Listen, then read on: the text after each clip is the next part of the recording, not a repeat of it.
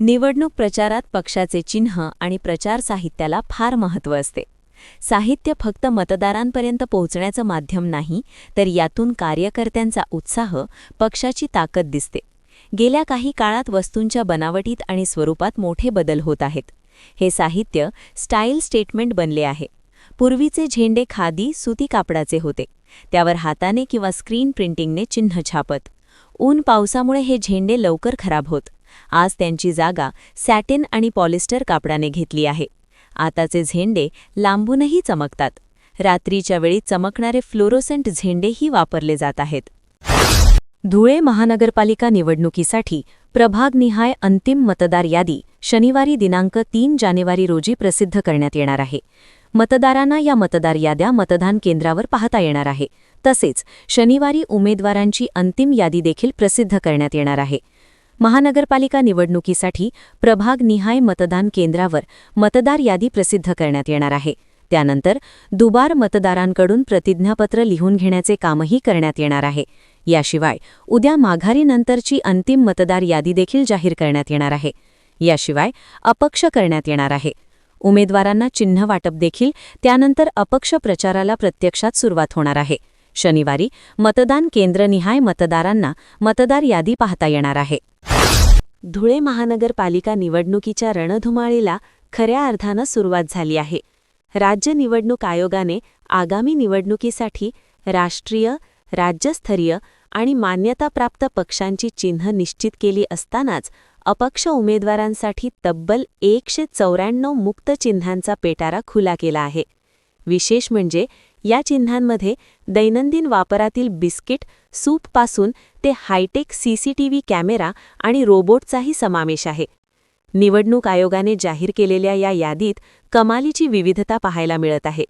घरातील, स्वयंपाकघरातील वस्तूंपासून ते थेट शेतातील अवजारांपर्यंत अनेक गोष्टी आहेत. धुळे महापालिका निवडणुकीसाठी आचारसंहिता लागू झाल्यानंतर शहरातील राजकीय हालचालींवर मर्यादा आल्या असल्या तरी इच्छुक उमेदवारांकडून जनसंपर्क राखण्यासाठी अप्रत्यक्ष मार्गाचा अवलंब सुरू आहे. यामध्ये पॅनलमधील अथवा स्थानिक रहिवाशांच्या वाढदिवसानिमित्त शुभेच्छा बॅनर लावण्याचे प्रमाण काही भागात दिसून येत आहे. काही ठिकाणी इच्छुकांचे फोटोही टाळले जात आहेत. काही नागरिकांच्या मते ही केवळ सामाजिक शुभेच्छा असली तरी त्यामागे आगामी निवडणुकीचे राजकीय गणित दडले आहे. धुळे महानगरपालिका सार्वत्रिक निवडणूक 2025-26च्या पार्श्वभूमीवर निवडणूक प्रशासनाने अत्यंत कडक पवित्रा घेतला आहे. मतदान प्रक्रियेसाठी नियुक्त असूनही पहिल्या प्रशिक्षण वर्गास अनुपस्थित राहणाऱ्या सुमारे 260 अधिकारी व कर्मचाऱ्यांवर गुन्हे दाखल करण्याची कार्यवाही प्रशासनाने सुरू केली आहे. निवडणूक कामात हलगर्जीपणा करणाऱ्यांविरुद्ध शून्य सहनशीलता, झिरो टॉलरन्स धोरण राबवण्याचा इशारा आयुक्त तथा निवडणूक निर्णय अधिकारी यांनी दिला आहे. वाढत्या ऑनलाईन फसवणुकीच्या काळात धुळे सायबर पोलीस स्टेशनने तंत्रज्ञानाचा प्रभावी वापर करत सर्वसामान्यांचे कष्टाचे पैसे वाचवण्यात मोठे यश मिळवले आहे. सन 2025 या वर्षभरात जिल्ह्यात एकूण 2124 ऑनलाईन फसवणुकीच्या तक्रारी प्राप्त झाल्या होत्या. त्यापैकी 5,87,32,540 रुपये इतकी अवाढव्य रक्कम सायबर पोलिसांनी तातडीने कार्यवाही करून फ्रीज म्हणजे गोठवली केली आहे. शिंदखेडा तालुक्यातील शेवाडे येथील गणेश हायस्कूलच्या वतीने आयोजित 3 दिवसीय स्काउट गाईड हिवाळी कॅम्प वाडी शेवाडे धरणाच्या निसर्गरम्य परिसरात उत्साहात झाला. शिबिरातून विद्यार्थ्यांनी शिस्त आणि देशप्रेमाचे धडे गिरवले. शिस्त आणि देशप्रेमाचा जागर या 3 दिवसीय निवासी कॅम्पमध्ये एकूण 110 विद्यार्थ्यांनी सहभाग नोंदवला, ज्यामध्ये 67 स्काउट आणि 48 गाईड विद्यार्थ्यांचा समावेश होता. कॅम्प दरम्यान विद्यार्थ्यांच्या सर्वांगीण विकासासाठी विविध उपक्रम राबवण्यात आले. धुळे शहरातील महापालिकांप्रमाणेच नगरपालिका क्षेत्रातही जुनी सदनिका, रिसेल फ्लॅट किंवा घर खरेदी करताना त्यावरील कराची थकबाकी दस्त नोंदणीवेळीच समजणार आहे. राज्याच्या नोंदणी व मुद्रांक शुल्क विभागाने आय सरिता पोर्टलला महापालिकांच्या मालमत्ता कर प्रणालीशी जोडल्याने हा महत्त्वाचा बदल अंमलात आला आहे. त्यामुळे कराची थकबाकी लपवून घरे विकण्याचे प्रकार थांबण्यास मदत होणार असून खरेदीदारांची फसवणूक टळणार आहे. महापालिका सार्वत्रिक निवडणुकीत 4 जागांवर विजय मिळवून भाजपने जल्लोष साजरा केला असला तरी या आनंदाला आता बंडखोरीच्या ग्रहणाने ग्रासले आहे. अनेक महत्त्वाच्या प्रभागांमध्ये भाजपच्या निष्ठावंत कार्यकर्त्यांनी चक्क पक्षादेशाला केराची टोपली दाखवत बंडाचे निशाण फडकवले आहे. काही प्रभागात भाजपच्या निष्ठावंतांनी पक्षादेश झुगारून बंडखोरी केली आहे. भाजपला बंडखोरी रोखण्यात अपयश आले आहे. ही बंडखोरी केवळ अपक्ष म्हणून मर्यादित नसून मित्रपक्ष असलेल्या शिंदे सेना आणि प्रतिस्पर्धी उद्धव सेनेतून उमेदवारी मिळवण्यापर्यंत गेल्याने भाजपच्या गोटात खळबळ माजली आहे. भाजपला जागा वाटपाचे गणित जुळवताना अनेक निष्ठावंतांचा पत्ता कट झाल्याने त्यांनी थेट विरोधी किंवा मित्रपक्षांची वाट धरली आहे. मद्यपान करून वाहन चालवणाऱ्या 108 जणांवर पोलिसांनी कारवाई करून दंड वसूल केला. 31ला अनेक जण रात्री मद्यपान अथवा मादक पदार्थांचे सेवन करून वाहन चालवतात.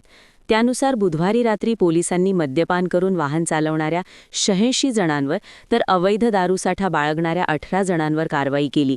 त्यांना 1,62,650 रुपयांचा दंड वसूल करण्यात आला. तसेच मंगळवारी 22 जणांवर कारवाई करण्यात आली होती.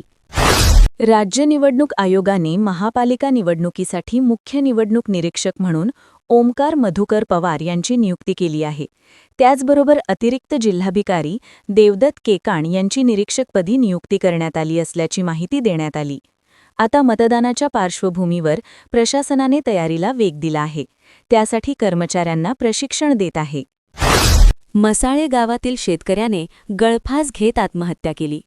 प्रवीण आखडू सोनवणे वय 33 असे या शेतकऱ्याचे नाव आहे. शेतातील निंबाच्या झाडाला गळफास घेतलेल्या अवस्थेत सोमवारी त्यांचा मृतदेह आढळला होता. त्यानंतर त्यांना जैताणे ग्रामीण रुग्णालयात दाखल केले असता डॉक्टरांनी मृत घोषित केले.